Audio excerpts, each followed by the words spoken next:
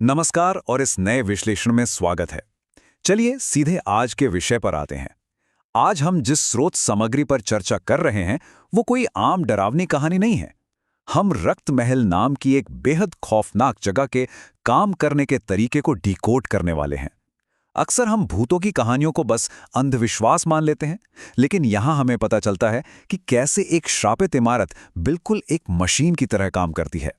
तो बिना किसी देरी के इस श्राप की पूरी बनावट को समझते हैं। क्या यहाँ मौत की फिल्म बनाने आए हो?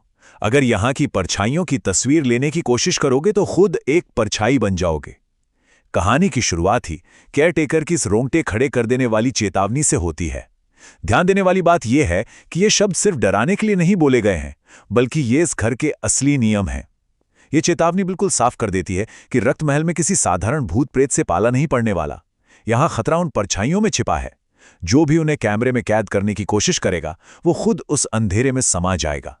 सीधी सी बात थी, लेकिन होता वही है। महत्वाकांक्षा हमेशा चेतावनियों पर भारी पड़ ही जाती है। और यहीं से शुरू होता है श्राप का पहला हिस्सा। चरण 1, अहंकार।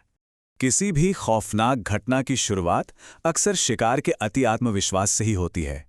यहां एक बहुत बड़ा विरोधाभास देखने को मिलता है।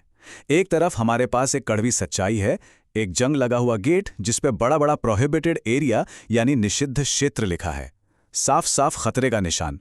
और वहीं दूसरी तरफ है माया की महत्वाकांक्षा।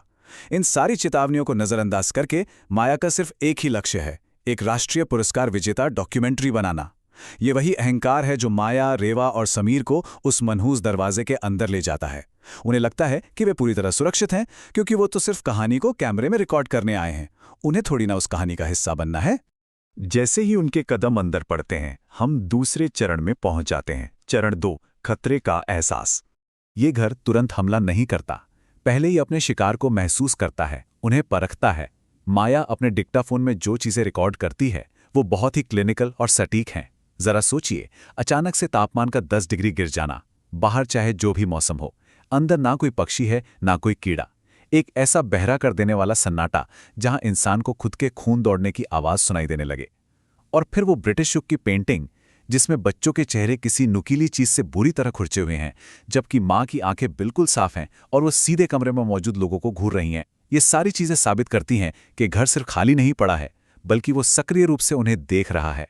एक बार जब शिकार पूरी तरह से जाल में फंस जाता है तो खेल बदल जाता है।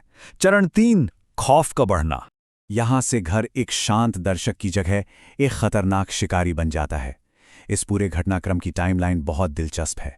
खतरा धीरे धीरे नहीं, बल्कि बहुत सुनियोजित तरीके से हावी होता है। सबसे पहले एक लाल दरवाजे के नीचे से एक जमा देने वाली काली परछाई बाहर निकलने लगती है। जब तक कोई कुछ समझ पाता, मुख्य दरवाज़ा लॉक हो जाता है। रसोई की खिड़कियों पर भारी लोहे के बर्तनों से वार करने पर भी एक खरोच तक नहीं आती। फिर अचानक घने अंधेरे से एक बच्चे की खौफनाक हंसी गूंजने लगती है। लेकिन खौफ अपनी सारी हदें तब पार कर देता है जब समीर के कैमरे की फुटेज में दिखता है कि सीढ़ियां चढ़ते वक्त एक साया रेवा की गर्दन से महज कुछ इंच की दूरी पर चल रहा था।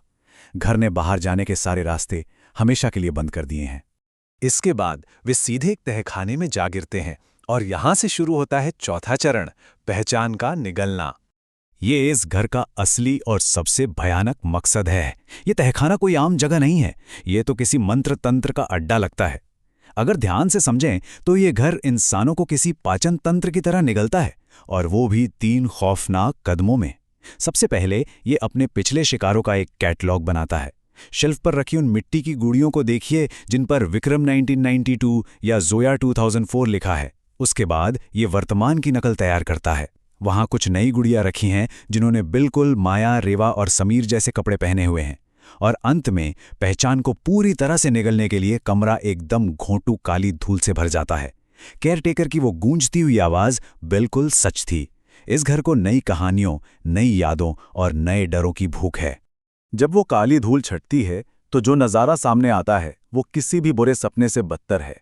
उनका सिर्फ मानसिक ही नहीं बल्कि पूरी तरह से शारीरिक रूपांतरण हो चुका है।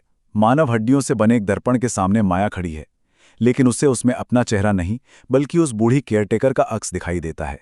रेवा की आंखें पूरी तरह सफ़ेद पड़ चुकी हैं और वो धागों से बंधी एक बेजान कठपुतली की तरह बर्ताव कर रही है। और समीर का तो नामो निशान ही मिट गया है। वो देखते ही देखते हवा में कहीं गायब हो जाता है।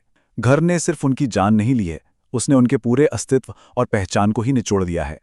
यहीं पर कहानी एक बहुत बड़ा मोड़ लेती है, जो हमें 5वें चरण तक लाता है, अनंत समय का चक्र। यह समझना बहुत जरूरी है कि रक्त महल कोई साधारण भूतिया घर नहीं है। स्रोत सामग्री में इसे समयादा आटा कहा गया है, यानी समय का जाल। ये घर ऐसी जगह नहीं है जहां भूत रहते हैं, असल में ये खुद एक ऐसा जीव है जो समय और यादों को अपना भोजन बनाता है। ये एक ऐसा जाल है जहां बाहरी दुनिया का कोई वजूद नहीं बचता। जो भी अंदर आता है वो एक अंतहीन लूप में फंस जाता है। घर अपने शिकार को सीधे मारता नहीं है, बल्कि उन्हें हमेशा के लिए अपना स्थायी हिस्सा बना लेता है। पुरानी केयरटेकर का समय पूरा हो चुका था, इसलिए घर ने अब माया को उसकी जगह लेने के लिए चुन लिया था। और इस बात का सबसे बड़ा सबूत वो रजिस्टर बुक है जो मेज पर रखी थी। उसमें जो लिखा था वो सच में दिमाग को सुन्न कर देने वाला है। उसमें लिखा था, माया की आवाज, समीर की दृष्टि, रेवा की आत्मा। लेकिन रोंगटे खड़े कर देने वाली बात तो यह है कि इन प्रविष्टियों के आगे जो तारीख लिखी थी वो अगले दिन की थी। इसका सीधा सा मतलब है कि उनके इस घर में कदम रखने से पहले ही उनका अंजाम तय हो चुका था। इस घर के लिए समय कोई सीधी रेखा नहीं है, ये एक चक्र है जो बस घूमता रहता है। और किसी भी चक्र का सबसे खौफनाक हिस्सा क्या होता है? उसका फिर से शुरू होना। हमारा छठा और आखिरी चरण, चक्र का दोहराव। घर का पेट भर चुका है और अब उसे अपने अगले शिकार का इंतजार है। अगली सुबह माया पूरी तरह से बूढ़ी हो चुकी है और अब वो नई केयरटेकर है। तभी वहां एक नई कार आकर रुकती है। यहां पुराने और नए शिकारों के बीच का अंतर बहुत दिलचस्प है। माया और उसके दोस्त अपने साथ डिक्टाफोन और बेसिक कैमरे लेकर आए थे, लेकिन जो नई युवा आए हैं उनके पास आधुनिक ड्रोन हैं, थर्मल कैमरे हैं और उनकी आंखों में वायरल होने की चमक है। तकनीक कितनी भी बदल गई हो, पीढ़ियां बदल गई हों, लेकिन वो अहंकार और बिना सोचे समझे खतरे में कूदने की आदत आज भी वही है। ये घर समय के साथ खुद को कितनी खूबी से ढाल लेता है। ये नई पीढ़ी की आधुनिकता को भी उसी तरह निगलने के लिए पूरी तरह तैयार है।